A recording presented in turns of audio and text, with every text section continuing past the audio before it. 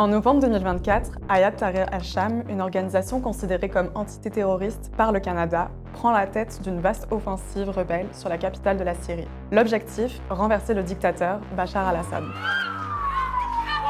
Le 8 décembre 2024, à la surprise générale, Assad fuit en Russie. Ahmed al-Shara, le leader de HTC, devient président par intérim du pays. HTC, ou HTS, est né quelques années auparavant de la coalition de plusieurs factions islamistes affiliées à Al-Qaïda.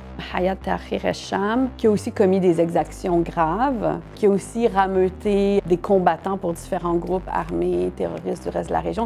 Pourtant, plusieurs pays occidentaux, comme le Canada, saluent ce changement et commencent à lever les sanctions qui avaient été imposées sous Assad. We are currently exploring normalizing relations with Syria's new government, as you know, beginning with my meeting with President Ahmed al-Shara. On ne voit pas la fin de la reconstruction tellement ça a été un pays éprouvé. L'Occident va payer davantage ou va s'impliquer davantage s'il y a un régime acceptable. En juillet 2025, al-Shara déclare même qu'il planifie des élections législatives pour la mi-septembre. Pour mieux comprendre cet enjeu, on a demandé à Laurence Deschamps-Laporte, directrice scientifique du CERIUM, professeure en sciences politiques à l'UDM et experte en diplomatie canadienne au Moyen-Orient, comment le Canada devrait-il agir dans sa relation diplomatique avec HTC. On lui a aussi demandé, les prochaines élections ont-elles vraiment des chances de démocratiser la Syrie? Mais avant, elle va nous aider à comprendre le contexte politique syrien qui nous a amenés jusqu'à aujourd'hui.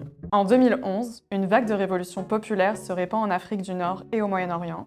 C'est le printemps arabe. On a vraiment pensé que la Syrie allait résister à cette vague de manifestations populaires qui venaient de toutes parts. Mais la Syrie a commencé à être ébranlée justement par les manifestations, à la fois étudiantes, mais aussi de ceux qui voulaient davantage de pouvoir politique, qui souffraient sous le joug de la famille Assad. Ça s'est transformé en guerre civile avec le soutien de puissances étrangères. Il y avait un rôle américain, un rôle canadien jusqu'à l'élection de Trudeau où est-ce que le Canada s'est un peu retiré du soutien aux États-Unis. Il y a aussi eu une implication de plus en plus grande de la Russie, qui là s'est impliquée pour soutenir vraiment Assad en place. Et puis l'intérêt principal de la Russie en Syrie, c'était l'accès à la mer Méditerranée par le port de Latakia, qui est aussi un fief d'une communauté chiite dont Assad fait partie, c'est-à-dire les Alaouites. Dans tout ce chaos, on voit des millions de personnes quitter le pays, puis différentes milices régionales s'organiser. Le monopole de la violence n'appartient désormais plus à Assad. Évidemment, on se souvient de l'émergence de Daesh, de l'État islamique, qui a été un moment très, très violent aussi dans l'histoire de cette guerre. C'est resté sous Assad un pays extrêmement centralisé sur Damas, parce que le pouvoir politique était vraiment dans la capitale. Et si ça se trouve, peut-être que même Damas n'avait pas tant de pouvoir sur le reste du pays, mais symboliquement, pour faire tomber Assad, il fallait prendre Damas. HTC parvient à se démarquer, puis ultimement à prendre le contrôle de la capitale, Damas. En partie, cette attaque fonctionne parce que les alliés d'Assad en ont plein les bras au même moment. Assad qui est complètement fragilisé parce que le pouvoir russe s'étiole, toute son attention est sur l'Ukraine.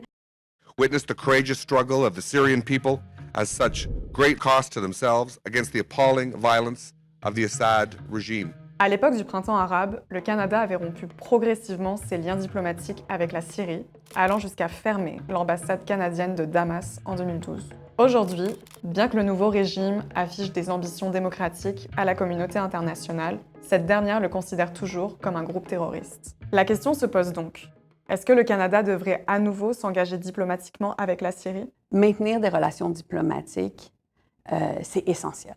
La diplomatie, c'est un outil pour résoudre des conflits, pour aider les ressortissants de son pays, pour mettre fin à des guerres. Il y a tellement de ressortissants syriens qui vont devoir faire des allers-retours, ils vont nécessiter des papiers légaux pour entrer et sortir de la Syrie, qui vont vouloir réclamer leurs biens, qui vont vouloir enterrer leurs proches, des choses de la vie de tous les jours dont on a besoin pour guérir d'une guerre. Donc, il faut faire preuve de pragmatisme. Maintenir des contacts avec un groupe qui a commis des actes graves peut être envisageable si cet engagement procure plus de bienfaits que de torts à la population. Comme l'expliquait Laurence, l'Occident n'a pas vraiment de meilleure solution à offrir. Il faut dire que la Syrie est un peu oubliée au moment où Hayat Tahrir al-Sham a repris Damas. Donc, qui serait la communauté internationale pour dire si c'est légitime ou pas, alors qu'ils sont si peu impliqués à ce moment-là? dans une espèce de vide complet d'espoir qui a habité, je crois, la population syrienne pendant cette guerre. N'importe quel changement représente quelque chose d'autre que la violence qu'ils ont subie. On est dans un état d'esprit au Canada où est-ce que ça demande un changement, pas juste avec la Syrie, en général, de mentalité par rapport à la diplomatie, qui est difficile à faire lorsqu'on est confronté à un acteur aussi rébarbatif que Hayat Tahrir al-Sham. Pas seulement rébarbatif sur le plan de son histoire, de sa composition, mais aussi qui légalement est une entité terroriste. Al-Shara cherche de l'aide pour rétablir l'ordre, rebâtir les forces de sécurité et entamer la reconstruction de la Syrie. La levée des sanctions est une bénédiction pour son régime qui peine à stabiliser le pays. Al-Shara est bien sûr enthousiaste d'établir des relations diplomatiques avec le Canada. C'est un outil, peu importe le régime en place. Bien sûr, il comporte des risques. Donc, il ne faut pas courir à la barricade et dire peu importe c'est qui, on va leur parler, on va les soutenir financièrement. Rapidement après avoir pris le pouvoir, Al-Shara cherche de nouveaux alliés différents de ceux de son prédécesseur. Parmi eux, plusieurs pays occidentaux. Assad était soutenu par l'Iran et la Russie. Donc, il faut comprendre que dans ce jeu d'alliance, vers qui se tournera un groupe qui a été opprimé comme ça par Assad et ses alliés? Hayat Tahrir al-Sham se retourne vers l'Occident pour la légitimité et ce processus électoral, sans dire qu'il est vide de sens, fait partie aussi de cette quête. En février 2025, Al-Shara organise la conférence pour le dialogue national syrien où on discute de justice, de constitution, d'unité et de liberté publique, individuelle et politique. En avril, il nomme un nouveau gouvernement de transition qui se veut inclusif.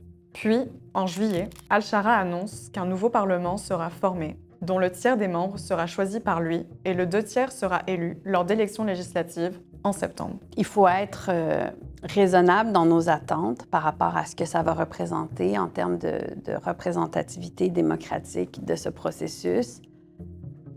Mais le geste est quand même important. Il faudra bien surveiller ce qui se passe par la suite et il y a une attente, évidemment, que un processus judiciaire de justice soit remis en place. L'aspiration qui doit coexister avec cette transition-là ou avec l'existence d'un régime hybride, c'est la fin de la violence contre la population civile. Bien que la fin du régime de Bachar al-Assad donne espoir aux Syriens, la situation sécuritaire demeure extrêmement précaire. Fierce fighting between the new government security forces and loyalists of the ousted former President Bashar al-Assad. It's the most dangerous sectarian fighting since the fall of the Assad regime. Ça va devenir très difficile pour le processus diplomatique si les exactions contre la population civile continuent.